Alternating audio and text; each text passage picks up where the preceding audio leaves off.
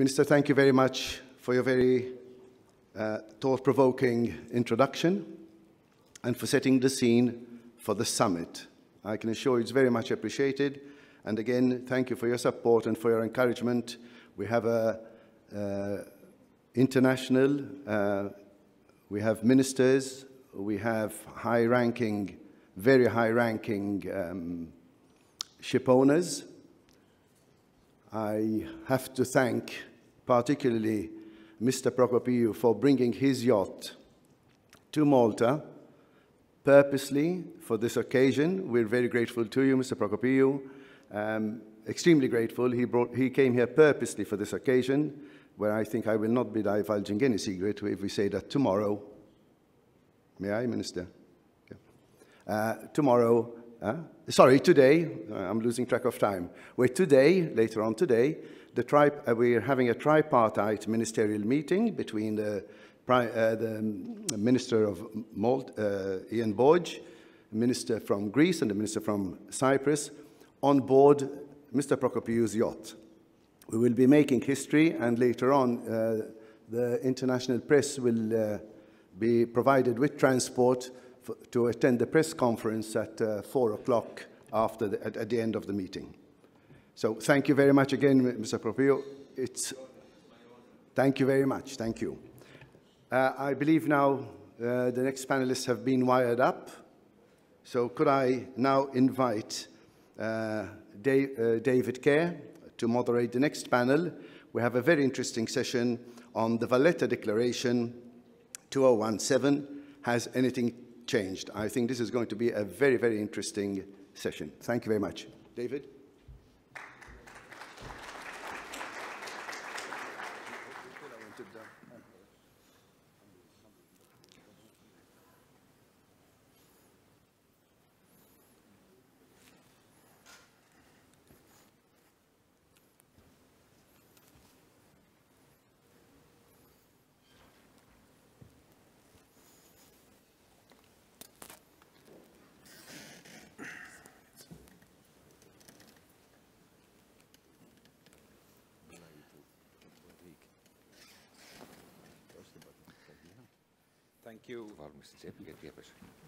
Thank you, John. And first of all, I would like to thank you for inviting me to be part of this panel of the first debate of the summit. I'm sure the topic that we will be discussing today will obviously set the scene for the coming days ahead. While we wait until everyone is on the panel, I can start off by introducing the panel. We have a very interesting mix of participants. We have ministers, we have policy advisors, regulators, representatives from the stakeholders, and also from the Commission. So I'll start off introducing Honourable Minister Nektarios Santorinios. He's the Deputy Minister of Marine and Island Policy of Greece. Mr. Matej Zakonjšek, he's the Head of Commissioner for Transport, Head of Cabinet of the Commissioner.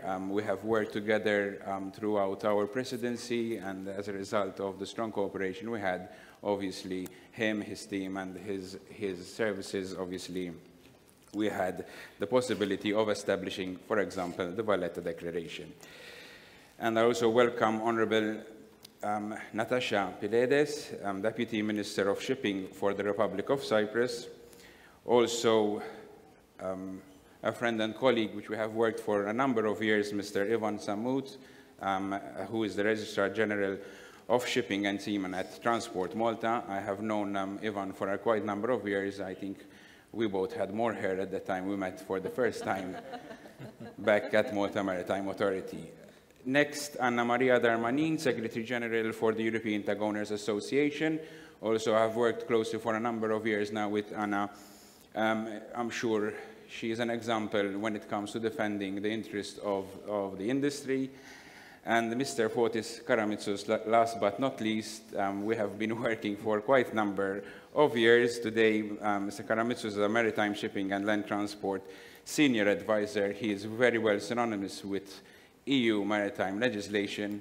I must say he's a hard nut to crack when it comes to negotiations, but he always finds a compromise at the end. I'm sure I have been quite of a headache and a pain when we had all those discussions in the past. So the topic today for this debate is the Valletta Declaration and what has anything changed. So for those who are not quite familiar with the EU aspects, as you all know that Malta, during the first half of 2017, had the presidency, and it's tradition for each presidency to assign a policy area as a priority. And when it came to transport, Malta had assigned maritime as a priority area. In addition to a number of legislative proposals which we had successfully completed, we had adopted what is called the Valletta Declaration. One has to point out that, in addition, it was not only a ministerial declaration, but also council conclusions, which actually all ministers, all EU ministers had endorsed, setting out priorities for the EU on maritime transport policy. So basically, this declaration had set a political direction, political message, or a wish list from the ministers to the EU institutions on competitiveness, decarbonization, and digitalization, which are the guiding principles that will serve the basis for EU maritime transport. The declaration sets a number of, let's say, wish lists, such as creating European transport space without barriers, logistic chains that fits 21st century, connectivity, digitalization, greener shipping, etc. I won't go through the whole list, but obviously I'm sure the panel will start for sure opening up all these days, if this is actually a lip service, or if it's actually, are we delivering on what we have promised in terms of the wish list that was presented to the member states and institutions. So I'll start off with the first question to Honourable Minister Natasa Pilides. So the first question is, do you believe that the Valletta Declaration has given sufficient political impetus to take the international and EU maritime policy into current political realities we are living today? As a minister, do you believe that the most important, what do you believe are the most important key political drivers that are relevant in the coming years? We all know that the geopolitical dimension is changing as we speak. So, Minister, the floor is yours. Firstly, thank you very much for the question. Thank you very much, Minister, for the excellent event so far, and congratulations to your team and to Dr. Gauci-Meister and the organizers of the conference. I think the Valletta Declaration is particularly important and an excellent initiative taken during the presidency of Malta at the EU, because it's a particularly well put together document. So, you know, I've come across various documents as a Deputy Minister on shipping, and I think that the Valletta Declaration is particularly successful because it encapsulates all the key issues that are being faced by the maritime industry in a very short and concise manner, and also in crystal clear text. So anyone who reads it, even if they're not, you know, a shipping expert, can actually understand and grasp the main challenges of the industry. But for me, the most important element in the document is actually the conundrum that is being faced by the industry, which is not just political. I would say it's entrepreneurial as much as it is political. And it is, how do we reconcile the competitiveness and profitability element, which basically ensures the survival of the industry, with the social and environmental needs that are becoming more and more important, like decarbonization, like all the issues mentioned by Minister Borja previously in his speech, also fair treatment of seafarers, inclusion of different people from different parts of the world and different genders and you know, different backgrounds. I think that the success of the document is that it not only identifies this overwhelming question, since we're quoting poets, as T.S. Eliot said, but we're also coming up with some very practical and concrete implementation measures. And that's where the declaration really goes beyond the political into the practical.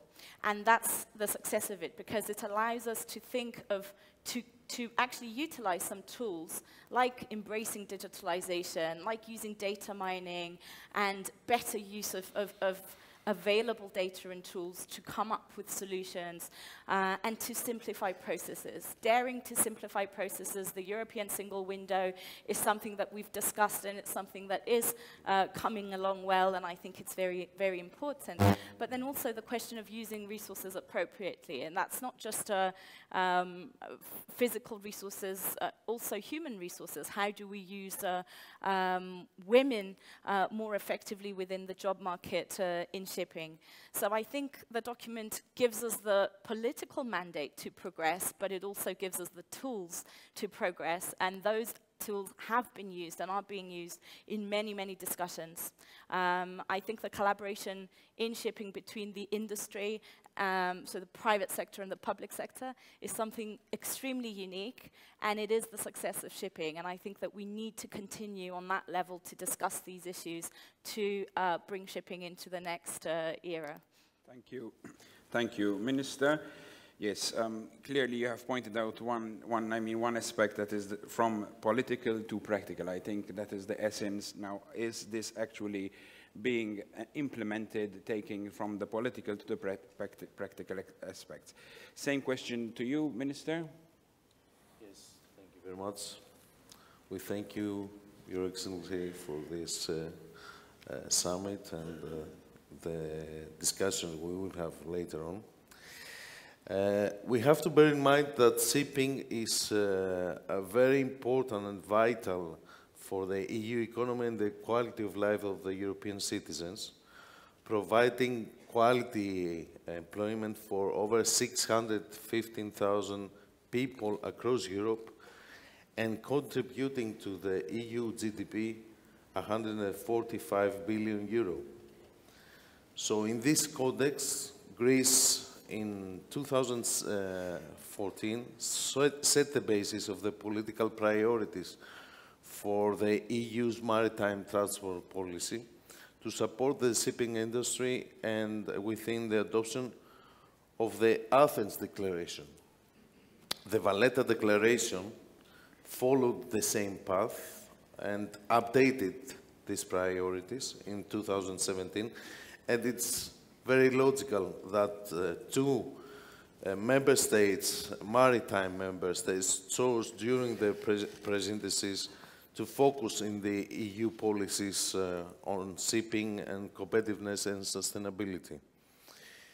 I consider that the Valletta Declaration gave the necessary impetus to the international and EU maritime policies. In fact, it has proven that to be a significant milestone for further development and implementation of EU's maritime transport policy those years, and will continue to do in the upcoming years.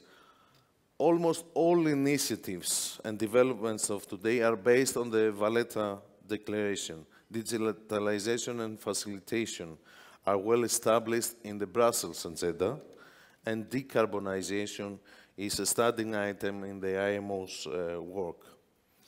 What shipping really needs is a holistic and comprehensive development of policies paying full attention to the competitiveness of EU shipping and maritime cluster, which continues to be under pressure from shipping centers outside Europe. Therefore, the EU needs to focus on the long-term competitiveness of its shipping industry to avoid possible flagging out and reallocation of business outside Europe. That's why I believe that the tonnage tax regime has to be preserved. At the same time, the EU and member states need to preserve maritime know-how in Europe, focusing on the human capital for manning of ships and the maritime clusters alone. Thank you. Thank you, Minister. Before continuing to the next participant, we can bring up the first question for the poll for you to participate. It's quite a trivial and easy question. Be sincere on it. This is obviously the intention is to see actually the outreach that has been done, if actually stakeholders are aware of what's within the declaration itself. The next question, Matej, you heard from the Minister, competitiveness under pressure. I'm sure what are the long-term measures? You are aware that the Valletta Declaration is based on the three key pillars, one of which being competitiveness. Has the direction provided you sufficient, you as the Commission, initiator of all the initiatives, political guidance to take forward the Commission's agenda on all fronts?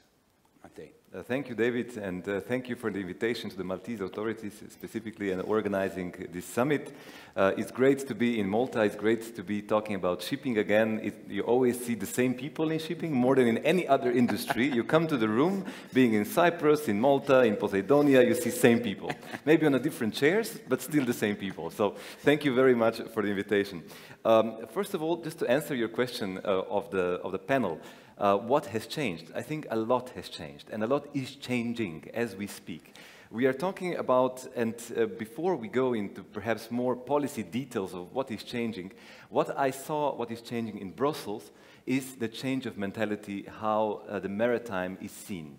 And that is something that I have seen in the last 4 years since I'm working in transport. And I have seen that maritime has occupied bigger space, more important, and not only among us, so the people who are in the business anyhow, but also in a wider audience. And this is also something which I think we have to thank Maltese presidency, and also we have to thank the Valletta Declaration. Now, going a little bit more in details, 2017 was dedicated as an EU Maritime Year. We wanted to intensify cooperation between different actors. We wanted to raise awareness of the maritime sector and modernize regulation. And within, the Valletta Declaration played a very important role with its focus on competitiveness, decarbonization, and digitalization. And now, just looking at what is in the pipeline and what is already being delivered on these three areas. First, on digitalization, I have to single out, like the Minister before, the EU Maritime Single Window.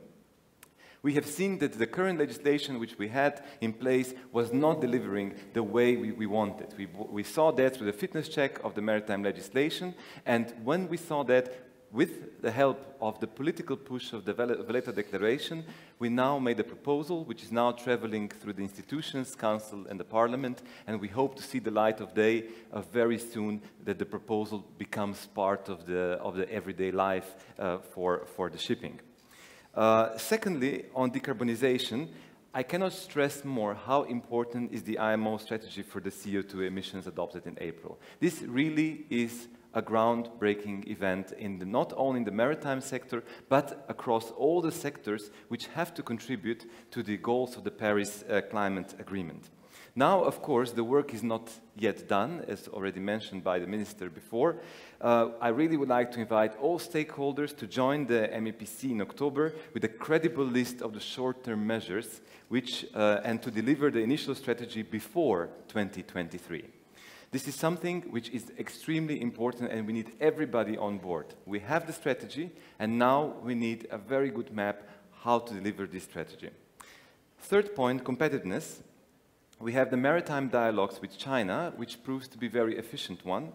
Commissioner just came back from Los Angeles, where she was with the ports of Rotterdam, Dublin, Hamburg, Barcelona, to promote EU solutions, because this is one thing that Commissioner is saying over and over again. Maritime business is international business. It doesn't stop at the borders of Europe. It doesn't end at the border of Europe. So if we want to be successful with the European shipping, we have to be successful in the world shipping. Let me just mention a few more things which are all part of what we have done in the last 4 years. First of all, adoption of the port service regulation for the more efficient public funding in the ports. As you know, this port regulation has much longer beard than my beard today in the morning. So that is something which we are very proud that after many years of negotiations, we actually managed to bring that one home. Secondly, general block exemption regulation, which gives more flexibility on public finances. This is again something which we heard from your sector. We heard the calls. We need more clarity. We need clearer goals. We need clear guidelines, and we have delivered of what you have asked for. And just last but not least, if we do not invest in research and innovation, we will lose. And that is why the Commission is dedicated with quite a significant amount of money, 300 million of the green investment for European shipping market. This has a total value of 300 million, because if we do not invest in new technologies, the Minister already mentioned before, autonomous shipping, green shipping, we will lose. So that's why I would also invite all of you to take opportunity and take all of this, which I have said, and implement it in your daily business. So, sorry for a bit long intervention, but you have asked me very broad questions, so I take my time.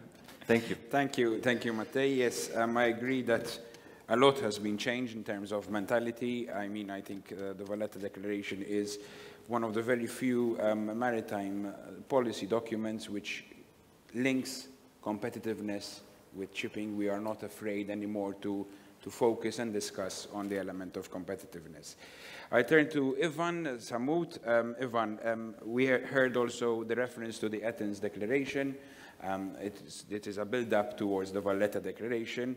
From a flex state perspective, can you identify specific areas or calls for action in the declaration which have been of added value or instrumental to influence the negotiations at international level?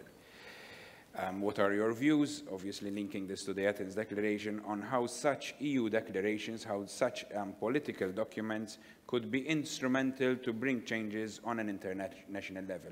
So basically how the EU is actually using, let's say, these political instruments, these political documents, these messages to influence the international level. The floor is yours, Ivan.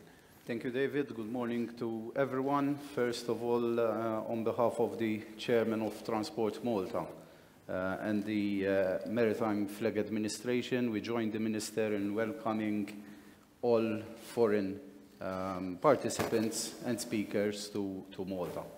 It's a pleasure for us to once again have you here. It's a pleasure to have so many stakeholders in one room, and I think, as we've heard from previous speakers, that is one of the successes of the Valletta Declaration. What Matej has just said made us very proud, because basically it's thanks to the Valletta Declaration that maritime has once again gone up on the agenda of the EU. And to turn to your question, David, definitely this is what led into the development of certain policies in recent years. The Valletta Declaration was a build-up to what our Greek and Cypriot colleagues, I must say, have done before.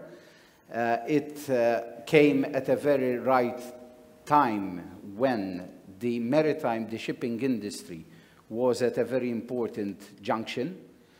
We had some very important decisions to be taken in order for the European shipping cluster and industry to remain competitive.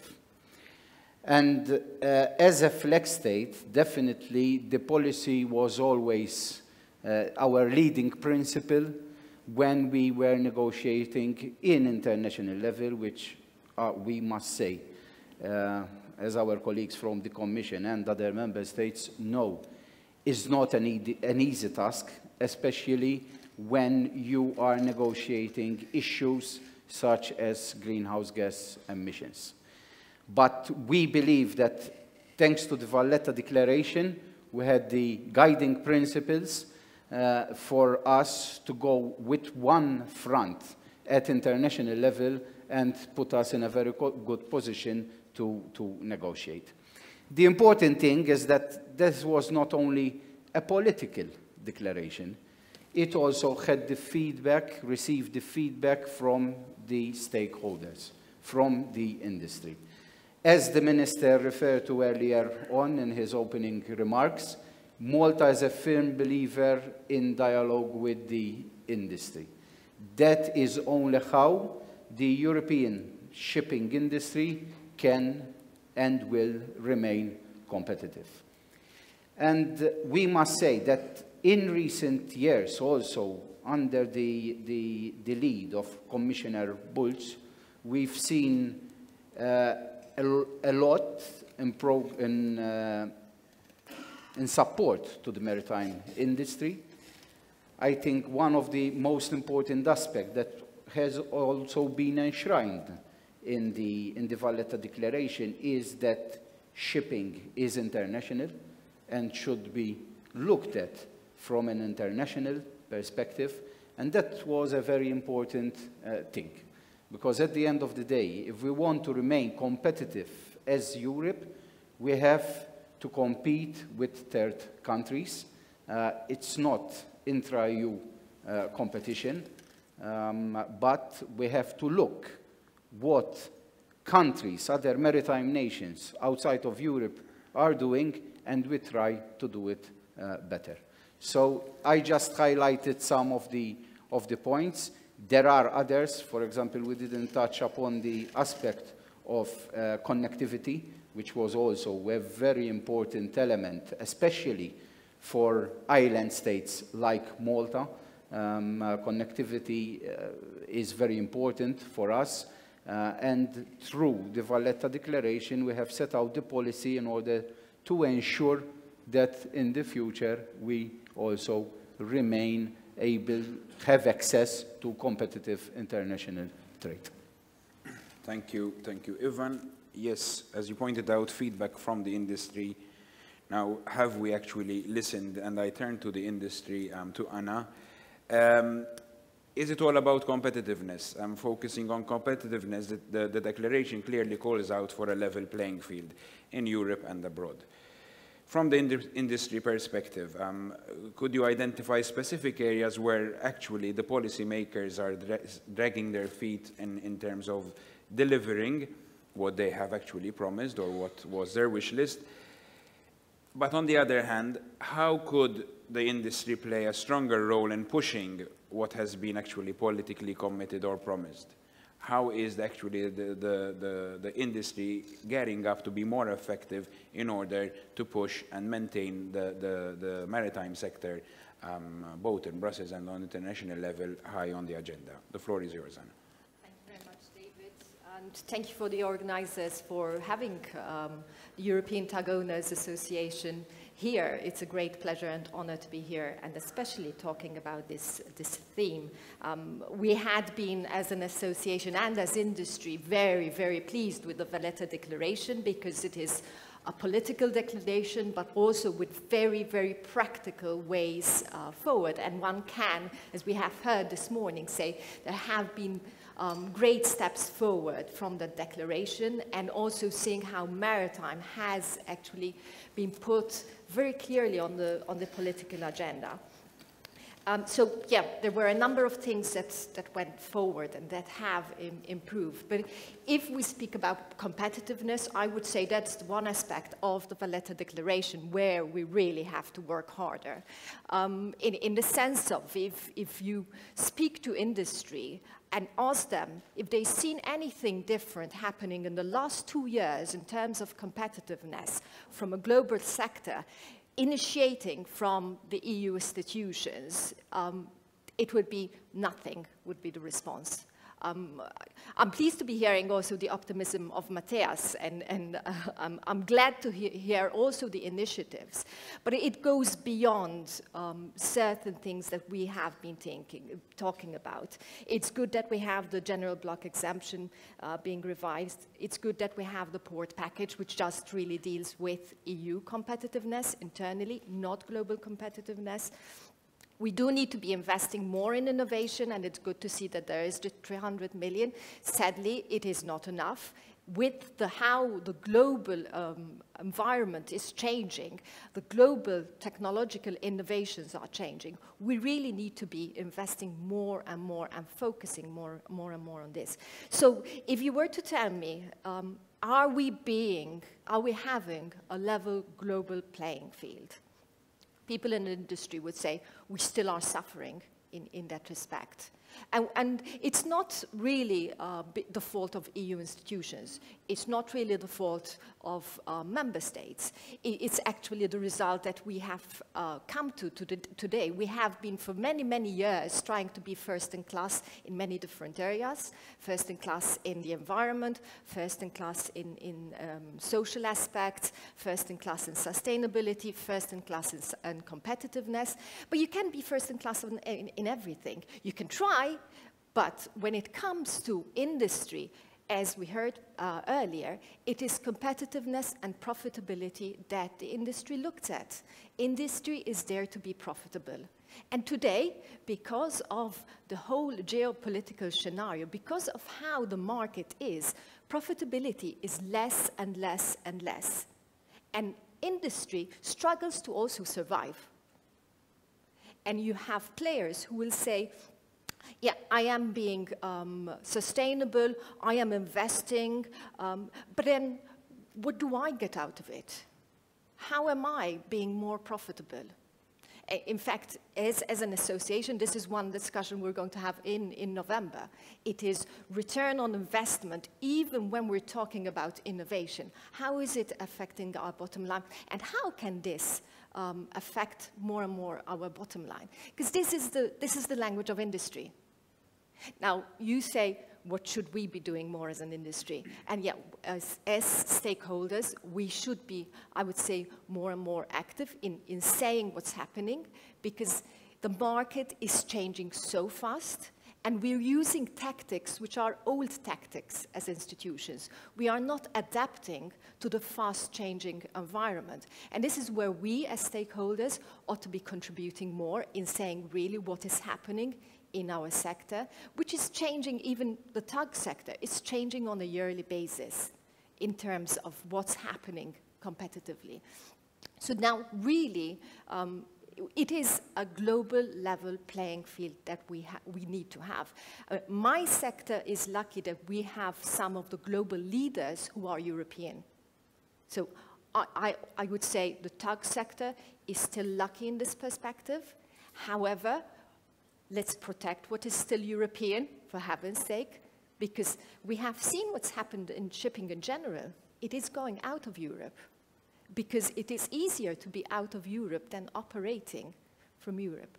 So I'm sorry to be a little bit more the voice of pessimism, and I've decided to focus on what we think is going wrong. There are many things which are going well, but they have been spoken about before. So really my message is industry needs to be profitable, and this is what we need to be taking care of. Thank you. Thank you. Anna? Yes, I picked two aspects from your intervention. Obviously, one will link it with Matej's intervention when he said there is a change in mentality, and you have linked that with the change in tactics approach towards actually policy development. But an important aspect that you have pointed out is the principle of first in class. The question is this approach counterproductive? And I turn to Fotis. I'm sure that you are a firm believer of first in class when it comes to safety aspects, when it comes to regulatory aspects. Now, as a senior advisor on maritime transport, what advice would you give to EU institutions? You have all those years of background, of experience when it comes to EU institutions, and also to the industry, to take forward changes foreseen in the declaration. Do you believe that sufficient progress was made, particularly with respect to simplification of administrative formalities for shipping? Obviously, when we're talking about administrative formalities, we've heard the plea for competitiveness, which this obviously ties up nicely with when it comes to simplification of administrative formalities. The floor is yours. Thank you, David. Yes, a lot of good thoughts have been put on the table here, and particularly from the lady next to me. But let's say, when we always tried to be first in the class, the mistake has been made very often. We were trying to be first in the class, we were not looking very much in the other classes around.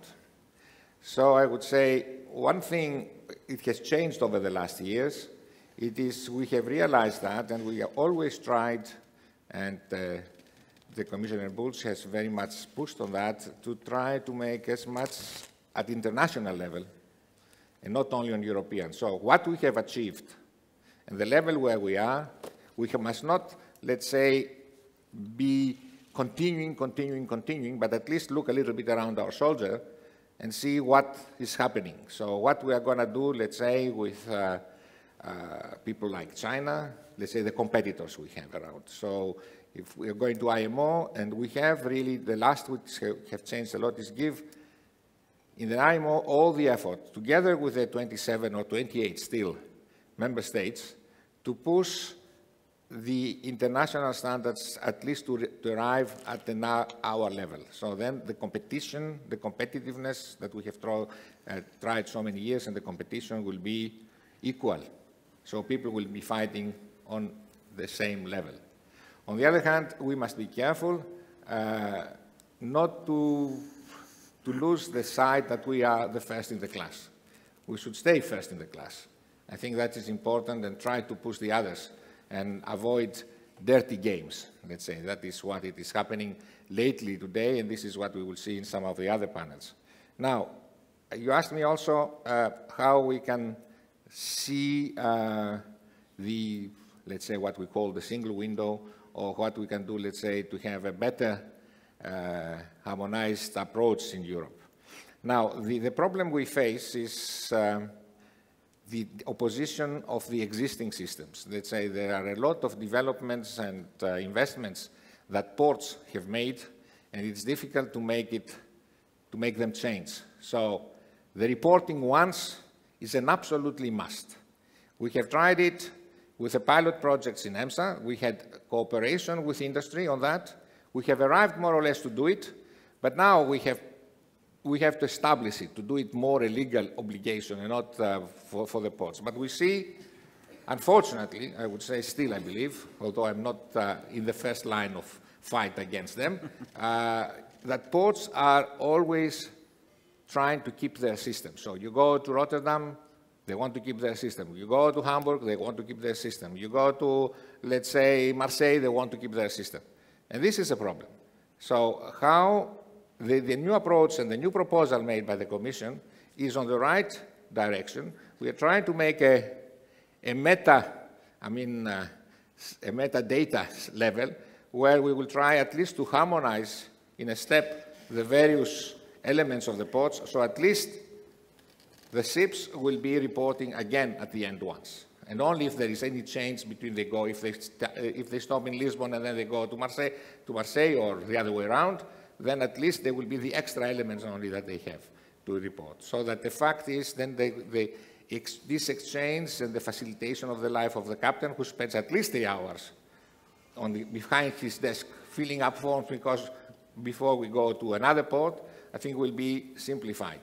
So I think coming to this last part, a lot has to be done. I think, if you allow me, Matej, to be a little bit critical, we have put a little bit on the new approach on which we say we make the general thing, which we hope we will be adopted before, and we leave then other acts following up, simplified acts to do a few more things. But I'm afraid that it may be member states, and I'm turning over to some of the others around the table, that they will be, at least I hope that they will be adopting the first general directive or regulation, what it is, to be adopted first, and then, let's say, we will try to be cooperative on having the specific acts, let's say on data or other things, much faster. Because this is clearly the top priority, to my view, of the industry. They want to have, at least if we're talking about intra-community trade and facilitation of their life, I think it's important to try it. And it's not, let's say, that the Chinese can do it easily when they move from one port of the EU to the others, because for them it is, they can do it because they establish ports all over the place. And for Europeans, if they go from one Chinese port to the other, it is quite a difficult approach. It's very difficult to do it. It's not considered international transport. It's considered transport national, and this is something we have to see. So I think we will discuss it this last part in other panels as well, but it is, I think, important to keep in mind that competition is not, as I think somebody said around the table strongly, it's not between the member states. Competition is against the rest. And I hate to see that the Danish, they come to Athens to discuss with the Greeks how they can do a common approach, and they don't find a total agreement. The problem is not, let's say, for intra-community competition. The problem is community against the third world. I think this is something we have to keep in mind. Thank you. Thank you, Fotis, for your wise words. It is EU approach when it comes to competition against the rest. From summing up, let's say, the first round of discussion, it's clearly the issue of first-class versus global competition and the fine balance between those two elements. And I'll open the floor for any questions from the public, keeping it to 2 questions because of time restrictions. And in the meantime, we can also see the results of the first poll, the first voting for the first question. So I'll open the floor. If there are any questions from the public, please introduce yourselves before asking the question.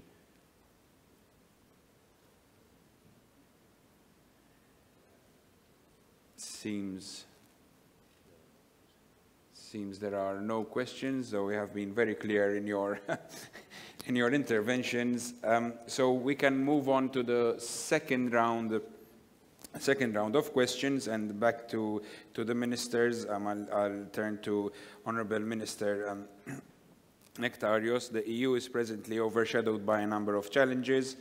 Political crisis, discussions at the head of the heads of states in Salzburg last month focused on internal security, migration, and Brexit. For the outside world, these elements seem to be taking all the energy and creativity from the policymakers and taking priority over the policy areas. With this political backdrop, do you believe that the Valletta Declaration is actually still valid and relevant? And could you mention one element from the declaration that deserves further political attention and action to circumvent all this political fallout from the current political crisis? If we can call them crisis, but obviously it's in your intervention to outline your views. Thank you, Minister. As you said, Mr. Kerr, politics and politicians are very often concentrate on issues that are very high on the agenda, such as those you mentioned, refugee crisis and Brexit. And sometimes they tend to put in the backstage policy areas like shipping, as we discussed. Of course, the humanitarian crisis, with the millions of refugees trying to enter Europe, and Brexit, are dominating the political agenda in Europe, and both have a dimension in shipping. Because I'm really proud, and I believe all of us should be really proud, because of thousands of refugees were saved by commercial ships in the Central and Eastern Mediterranean, and they honored the ancient tradition of saving lives in the sea. And as you all know, my country is at the forefront of this refugee crisis. And the only way to deal with this challenge of refugee flows is a comprehensive European approach based on solidarity for the refugees and among the member states. So better border management is important, but it's just one aspect of the necessary approach. I believe that fair sharing of the burden among the European member states is another aspect that we have to discuss. You also mentioned Brexit, which has also an important shipping dimension, as the new relationships between UK and European Union should ensure shipping markets remain open and operate smoothly. As I clearly stressed during my first intervention, Valletta Declaration remains very relevant today. In fact, several aspects of the Valletta Declaration, namely the effects of climate change and shipping competitiveness, are very closely related to those subjects you stated as the most important in the agenda of Europe now. Because if desertification comes through the greenhouse emissions, this may exacerbate the refugee movement. So it's really relevant. And of course, in the future, Brexit is an additional issue to consider in terms of EU maritime cluster competitiveness. So you asked me if I had to choose one aspect of the Valletta Declaration. Of course, I have said about competitiveness and the need to have competitiveness in the EU shipping. But since we were the ones to try to insert in the Valletta Declaration the insularity issue, we were the ones to insert this, and we thank Malta for taking this, for inserting it. I believe this is a policy that has to be further developed in terms of strengthening territorial and social cohesion as a European responsibility. So I believe that another tangible expression of insularity will be the claim for the islands and island states with more favorable terms of access in European funding structures in the next program period, and especially harbors, because I think harbors are not very eligible in the next program period, and this is an issue we have to address. Thank you. Thank you, Minister.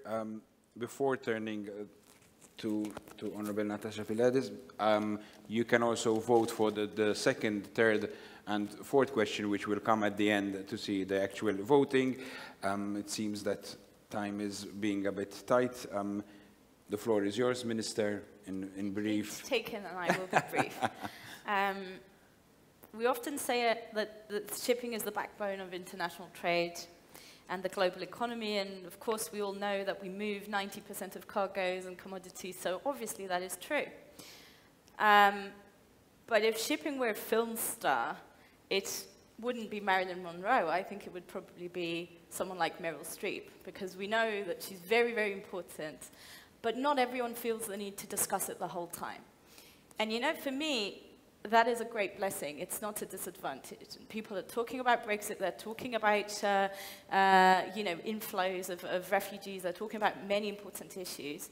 But the fact that they're letting us get on with our job is, if anything, an amazing advantage that we have to really sort of work on. For me, I think the discussions are going on. I think all the speakers illustrated many ways in which we have come forward.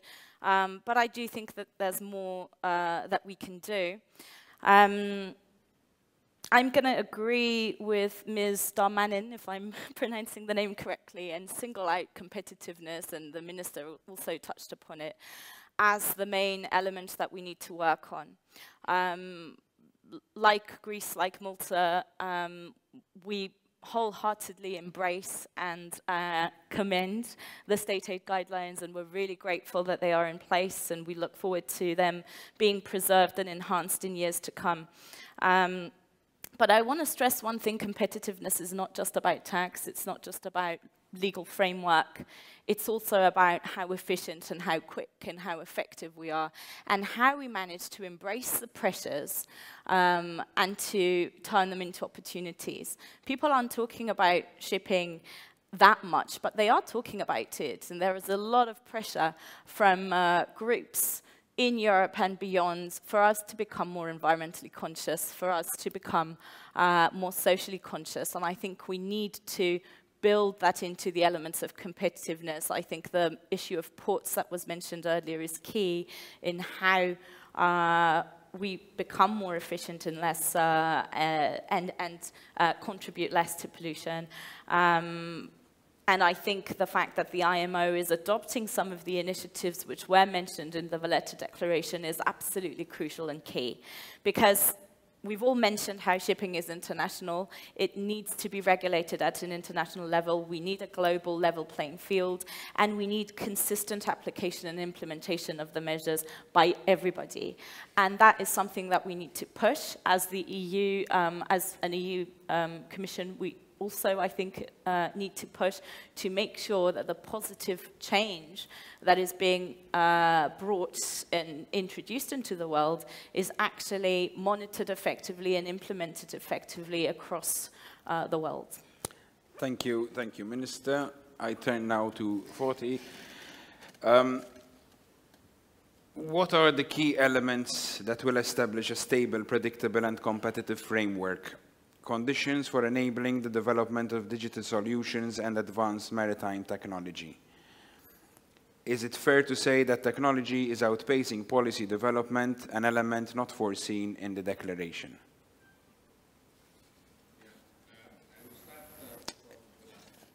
Allow me. Indeed, it is true that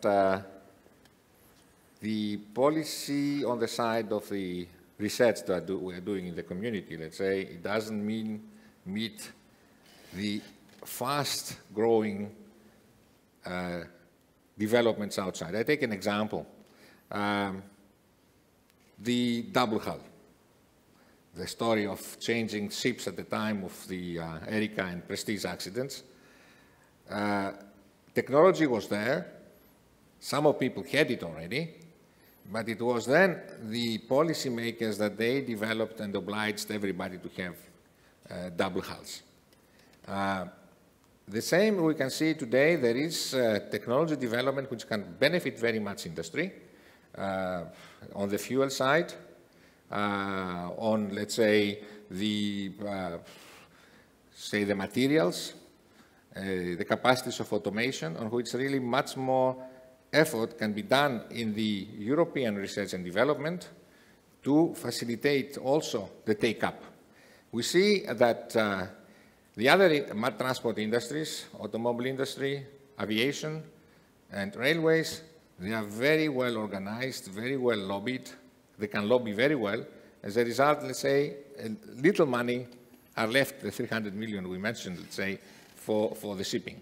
So there I would turn to the industry, actually, because they have not realized yet the potential of the EU support of these new developments. So I think they need as well themselves to organize better when they are talking research and to come and to lobby within the systems that they exist, because unfortunately or fortunately this is what exists now for how the research programs are developed, and they have to make their case better.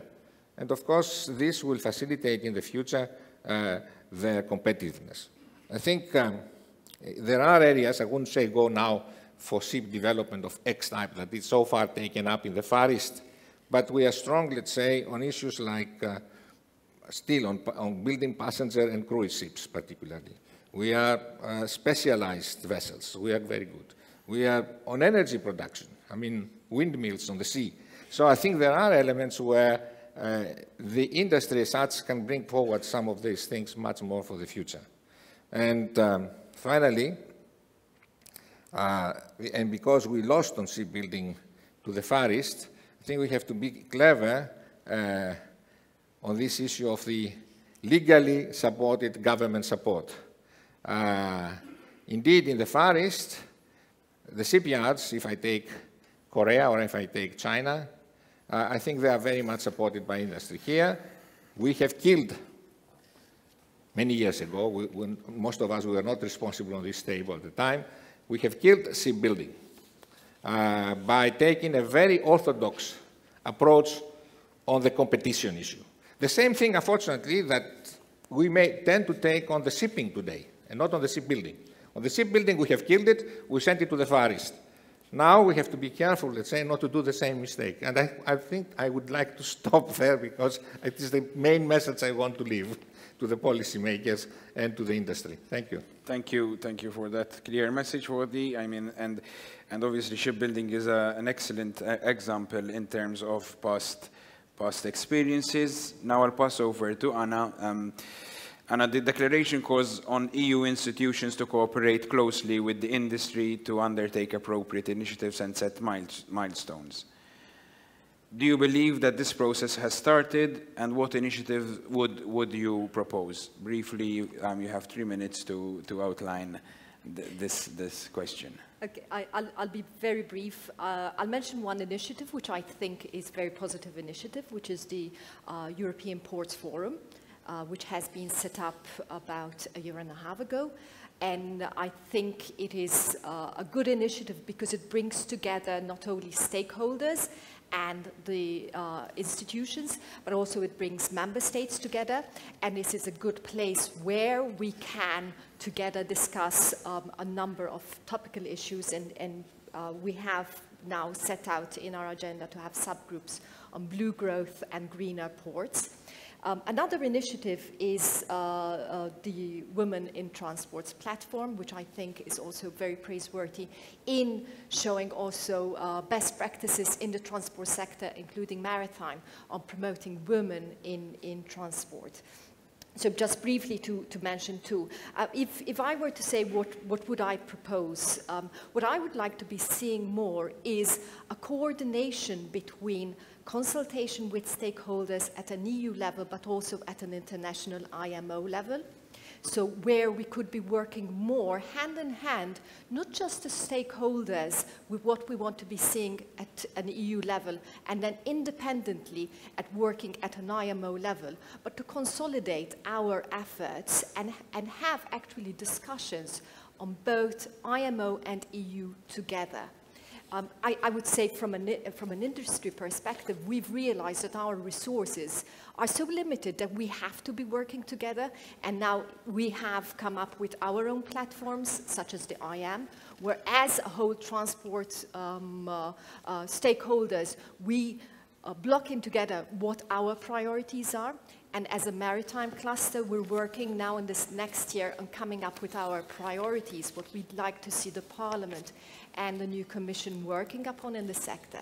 However, I really think we should not be limiting just EU, but putting together IMO, EU, and the stakeholders, and this will really consolidate our efforts. Thank you. Thank you, Anna. I turn to Ivan. It was good that you mentioned a new element in terms of women in transport. Anna, thank you for that.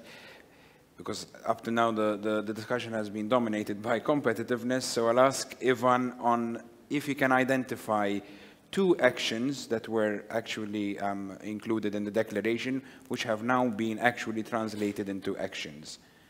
I started off by saying, is this lip service? But actually, can you identify 2 actions which have been translated into actions? Thank you. Well, in the interest of time, I'll try to be very brief because there are quite a few action points that we have concluded or initiated work on. But what I always say is don't look at what we've done, but look forward as to the future. So basically, I touch upon the women in shipping. Yes, I believe in that area, it is an action point where we need to work much, much harder, even at European Union level, although we are seeing some faces within the women faces within the shipping community. And another very important area, which I believe Europe should continue to take the lead on, is research and innovation. Research and innovation is included into the Valletta Declaration. Research innovation is, you can say, one of the backbones of the European economy. We have some of the best equipment manufacturers, some of the best designers in Europe. But let's not throw this or kill this to our other third countries, like we've done before. That is a very important message. Fotis, I believe, touched upon it. We have always been harping upon that. Let's not kill our industry, but try to support our industry in order for it to evolve more and to make Europe more competitive, not only through the dialogues that we have within IMO fora, but sometimes we forget the big impact that shipping has on world trade. Because as the Honourable Minister for Cyprus said, shipping is not Marilyn Monroe, but definitely is one of the main supporting acts in order for world trade to be successful.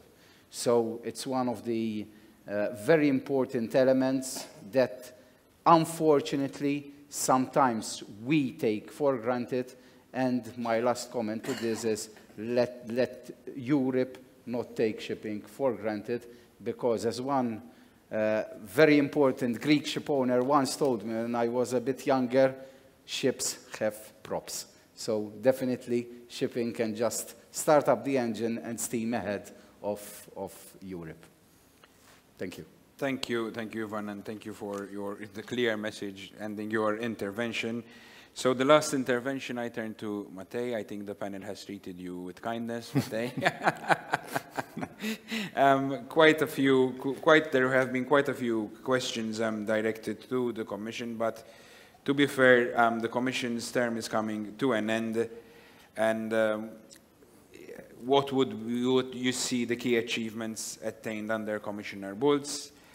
And looking back, do you feel confident to say that the EU maritime legislation now, and after these years, is more in tune with today's reality?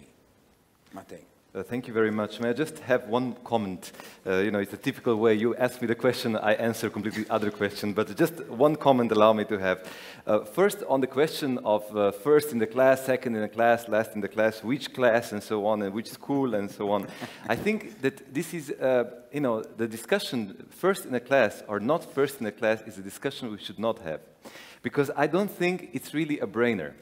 It is a matter of survival if you are more pessimistic, or I think it's a key to success if you're more optimistic. The thing is that I had a discussion with one aircraft producer, which is doing some very specific aircrafts, and is selling it to third countries. And my question to him was, how do you make sure that whatever, because they export them everywhere, how do you make sure that, it's just not copied and in, 6 months' time, you have exactly the same copy, in some other country? And he told me, of course we have exactly the same copy in 6 months' time. We know that. That's the fact of life. So the only way we can survive and the only way we can be successful is by constant investment in research and innovation, to be all the time top of the class. That's the only way we can survive in the 21st century world. Now, saying that, I think that I also agree with what Fotis said. I think that the community has found more of its voice, still not enough, but I think more of its voice also within Brussels. And I think that is crucial. I think that is really important, because of course, if you do not let your voice to be heard in Brussels, in the best case scenario, you lose on opportunities, such as we were talking about the money for research and development and so on. And in the worst case scenario, you let others decide for you. Because if you don't talk about maritime business, that doesn't mean that nobody else talks about the maritime business. So that's why I really invite everybody and invite all of you, to make your voices heard everywhere, not only in London, but equally in Brussels and everywhere else around the world. Now, just talking about now delivering results, I think it's a bit too early for the funeral because we still have 1 year to go. So, one thing that I would like to leave this panel with, we have two very important legislations which we have already proposed. One is on the EU Maritime Single Window, which was already mentioned a few times, and the other one is on the e-documents.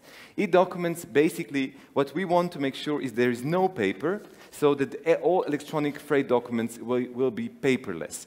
Now, why I'm saying that? Because that affects typically and very directly to your bottom line of where you have the profits. I just have some calculations here, and if the EU maritime single window will be adopted, which now it is with the member states, so with our colleagues here, and the ministers, as well as, of course, the European Parliament, so the EU maritime single window could save from 22 to 25 million staff hours between 2020 and 2030, and 625 to 720 million euros. If we take all the electronic, if we make all electronic freight documents paperless, we would save 20 to 27 billion euros by 2040, and we would save 75 to 102 million work hours. So this is concretely what we can do to keep our sector, to keep maritime sector successful, European, and of course the way we wanted to have it, and of course in Europe. So I leave you with that. Thank you. Thank you, Matej. Time is a bit tight to open up the floor for participants for any questions. To wrap up the discussion, obviously I would like to thank you all for the input. There were elements which I wish that they came up, for example, maritime transport sector, how to keep it attractive to future generations. But obviously, if we gather all these elements, I'm sure all of us have the intention to ensure that future generations will find that this sector as attractive. To wrap up the discussion, obviously, it is clear that the Valletta Declaration, I hope future presidency will keep on this momentum in terms of changing the mentality, how we look in terms of policy development vis-à-vis competitiveness. Obviously, it was an interesting aspect when it comes to the issue of first class versus global competitiveness and the importance of research and innovation. We all know that we're at the moment, discussions are ongoing for the CEF2, so obviously the industry, and I urge the industry, as Matej has pointed out, and a number of panelists have pointed out, that the voice needs to be heard.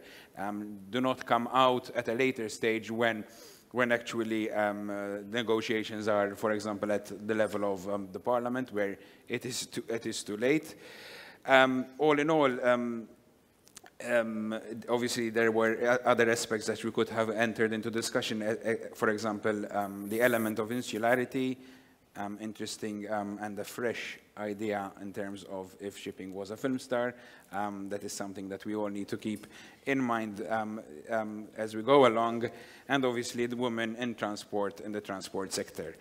All in all, obviously, one could say that the declaration remains relevant, but we can say that obviously we need to work together, policymakers, stakeholders. And I see one question. Could we have a statement from Mr. George Prokopiou, please, or Yes. a question? Thank you very much. And then we can wrap up because of the time. Thank you. Sorry that I'm insisting in making this question statement. It is true that shipping is the tool, and Trump shipping especially, for implementing globalization. Globalization is implemented because of the cheap transportation, where the origin of goods, finished or raw materials, is, and the choice of the buyer is based only on the price and quality, and distance is irrelevant. And this is due to the very low cost of transportation. So the tool of globalization is shipping. We, the Trump ship owners, where we don't have regular lines, we are the taxi drivers of the oceans. And we come to this very interesting situation where we ask the drivers to improve their taxis, their vehicles. Usually, as Mr. Karamitsos has very well put it, in the auto industry, in the railway industry, in the aviation industry, the targets are set to the manufacturer, to the engine builders, for us, to the shipyards. So we have this very peculiar or to the suppliers of fuels, we have this very peculiar situation that there is an unrealistic deadline of 1st of January 2020 to retrofit our engines, to meet standards that we really don't know if the equipment is capable to meet them. The first trials have shown disaster. And the industry, the makers, at best, they will come to a 6 to 8% supply of the necessary equipment. The ships that will be fitted is 6 to 8%. So, and what we try to take the pollution, a certain percentage of the pollution, of the sulfur, from the air and dump it in the sea. Not that we are not making the pollution, we are putting from the breathing to the eating. The fish will come to the chain. So I believe that the reason I wanted to make this intervention is that many of the very important people around will not be here tomorrow. The target should be on the solution and not to the driver. The solution is, now it is adopted, the low sulfur fuels, okay, the refineries to produce it, scrubbers, okay, if they want scrubbers, but they are not available, makers to produce it. But the slow speed aspect that nobody of the third parties involved will make the profits, the manufacturers and the installers, are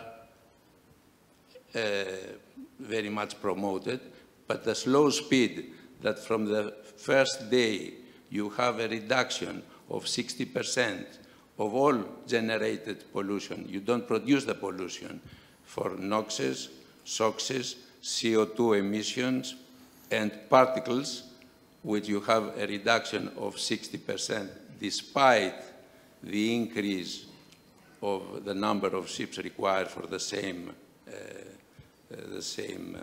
transportation.